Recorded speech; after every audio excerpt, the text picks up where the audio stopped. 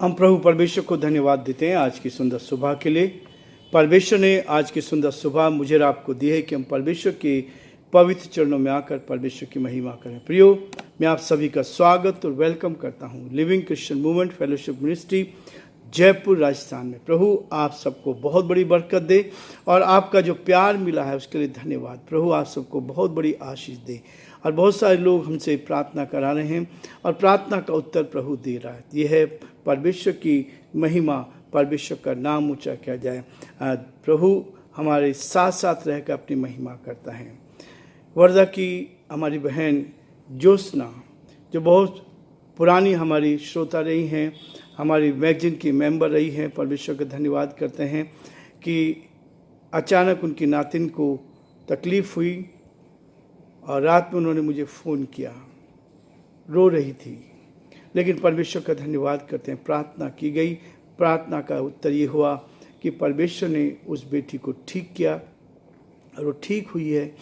उनका फ़ोन मेरे पास आया और उन्होंने कहा, बहुत समय से हमारा संपर्क नहीं था, मैं आपकी सेवकाई के लिए डोनेशन भेजना चाहती हूँ। परमेश्वर चाहता है कि हम प्रभु की महिमा करें और जो परमेश्वर की इच्छा है वो पूरा करें। परमेश्वर बहुत बड़े चमत्कार कर रहा है, सामर्थ्य के काम कर रहा है और अपनी महिमा को प्रकट करता जा रहा है ताकि हम उसकी महिमा कर सकें। और इसलिए प्रियो, परमेश्वर का वचन कहता है, तीतुस उसका 2 अध्याय हमने आरंभ किया है और परमेश्वर का वचन कहता है कि हमें कैसा होना चाहिए, प्रभु के सेवक को कैसा होना चाहिए। आज मैं आपके सामने 6 पद से आगे पढ़ूंगा, लेकिन आज परमेश्वर का वचन दीपक है, परमेश्वर का दीपक। आज का जो मुख्य विषय है, परमेश्वर का वचन इस बात को कहता है कि परमेश्वर का दीपक हमेशा जलता रहता है। भजन संहिता 99 का 8 पद में लिखा है, तू उनके कामों का पलटा तो लेता था, तो भी उनके लिए क्षमा करने वाला ईश्वर था। तू उनके कामों का पलटा तो लेता था, तो भी उनके लिए क्षमा करने वाला ईश्वर था। भजन संहिता 99 का 8 में बहुत स्पष्ट लिखता है, विवेक जो है परमेश्वर की ओर से अनुपम वरदान है। जो विवेक हमें मिला है, ये परमेश्वर की ओर से वरदान मिला है। यह परमेश्वर का दीपक है जो मन की आत्मिक बातों को खोज करता है, हमारे मन की आत्मिक बातों को खोजता है।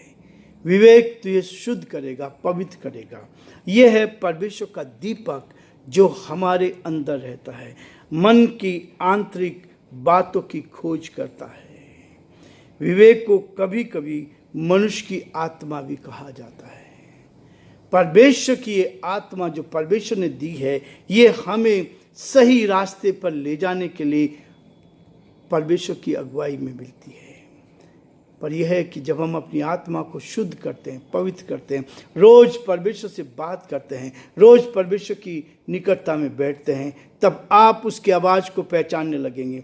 आप उसकी आवाज़ को पहचान कर आत्मा की आवाज़ को, उस दीपक को जो अंदर जलता है, हमारे अंदर दीपक के रूप में काम करता है, हमारी आत्मा को शुद्ध और पवित्र करता है, ताकि हम इस बात को देख पाएँ कि परमेश्वर कहता है। चरित्र निर्माण के लिए विवेक एक ऐसा गुण है जो अमूल्य है। चरित्र के निर्माण के लिए परमेश्वर का वचन कहता है, विवेक जो है एक ऐसा गुण है जो अमूल्य है, जिसका कोई कीमत नहीं है, जिसकी कोई कीमत नहीं है। परमेश्वर कहता है विवेक को ऐसा अभ्यास कराना है, हर रोज हमें अभ्यास करना है, तभी तो आप एक आत्मिक जीवन, आत्मिक व्यक्ति बन सकते हैं, आत्मा में भर सकते हैं और स्वर्ग के राज्य के द्वार आपके लिए हमेशा खुले रहेंगे, वो बंद नहीं होते। यदि आप परमेश्वर से प्यार करते हैं, अपने विवेक के को रोज उसकी प्रैक्टिस करते हैं, अभ्यास करते हैं और यही बातों को संपूर्ण रीति से प्रेम और गलत बातों से अलग करता है। वो बताता हमें कि प्रेम की परिभाषा क्या है, प्रेम हमें किस रीति से करना चाहिए। बुराई से घृणा करने की अपेक्षा भलाई से प्रेम करना ज़्यादा आसान होता है, आसान होता है।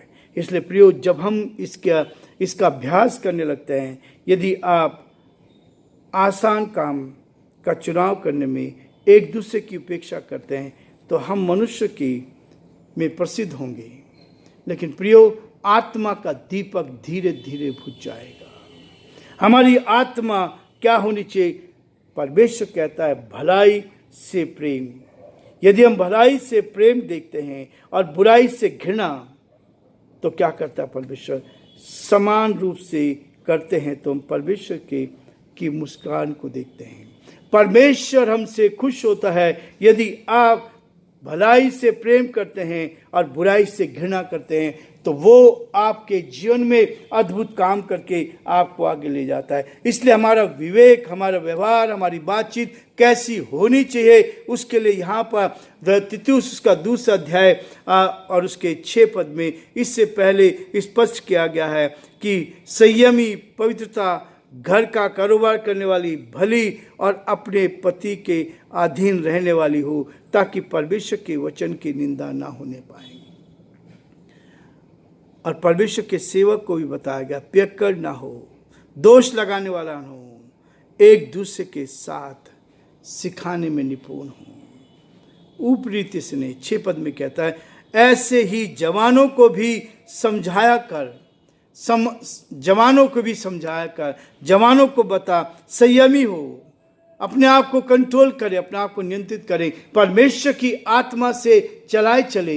यदि आप परमेश्वर की आत्मा को शुद्ध करते हैं, पवित्र करते हैं, तो परमेश्वर हमें इसी बात के लिए कहता है कि मैं विश्वास करता हूं कि किसी भी परिस्थिति में पौलुस का निर्णय लेने का नियम यह था कि वो परमेश्वर के साथ रहे।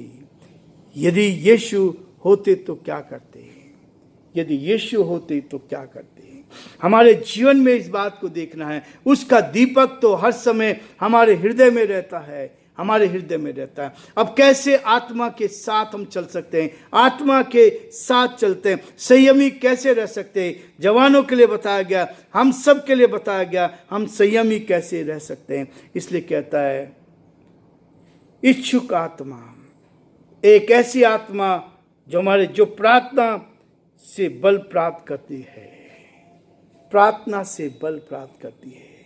जो हमारे अंदर आत्मा दी गई है, जो दीपक दिया गया है, हम उसको कैसे प्राप्त करते हैं? प्रार्थना से बल प्राप्त नहीं करती। निर्बल शरीर को पाप में गिरने से रोक नहीं सकती। यदि आप आत्मा में चल रहे हैं तो तब आप इससे बच सकते हैं। आत्मा आपको क्या करेगी? गाइड करेगी। आपकी आत्मा आपको बताएगी। और प्रार्थना में चौकस रहने का अर्थ है कि परमेश्वर ही हमारे साथ उपस्थित है। जब आप हमेशा परमेश्वर के साथ रहेंगे, तब सारे दिन प्रार्थना की आत्मा में बने रहना है। परमेश्वर मुझे हर दिन इस बात के लिए प्रेरित करता है, हम आत्मा में रहकर मन में प्रार्थना करें। जीवन में एक बात करके बुराई से बचने का एक तरीका है कि हम अपनी आत्मा को शुद्ध रखें। और एक अनुपम वरदान प्रभु ने मुझे और आपको दिया है। 7 पद कहता है इसका, सब बातों में अपने आप को भले कामों का नमूना बना। एक नमूना हमारा होना चाहिए भले काम करने के लिए। लोग आपको परेशान करेंगे, लोग आपको गिराने की कोशिश करेंगे, आज शरीर आपको गिराने की कोशिश करेगा, लेकिन हमें अपने आप को भले कामों का नमूना बनाना है। तेरे उपदेश में सफाई और गंभीरता हो। जब हम संदेश देते हैं तो उसमें सफाई होनी चाहिए, हमारे अंदर मैल नहीं होना चाहिए। हम जो बोल रहे हैं वो अंदर से बोलना चाहिए, आत्मा से बोलना चाहिए। और यही है गंभीरता। और ऐसी खराई पाई जाए कि कोई उसे बुरा ना कह सके, कोई उसको बुरा ना कह सके। इसलिए प्रियो, परमेश्वर मुझे आपको इस बात के लिए कहता है जिससे विरोधी हम पर कोई दोष लगाने का अवसर ना पाकर लज्जित हो। दोष लगाने वाला हर समय दोष लगाता है, लेकिन प्रियो हमें ऐसा व्यवहार करना है कि खराई से चलना है, खराई से बोलना, ईमानदारी से चलना। कोई हम पर दोष लगाने वाला ना हो। संसार के लोग गलत तरीके से हमें गिराने की कोशिश करते हैं, लेकिन प्रियो, परमेश्वर का वचन मुझे और आपको इस बात के लिए कहता है कि हम जीवन में उन्नति करते जाएं और सच्चाई को लेकर आगे बढ़ते जाएं। प्रभु आज आप सबको बहुत बड़ी आशीष और बरकत दे और परमेश्वर का हाथ आप सब पर बना रहे। हम प्रार्थना करेंगे।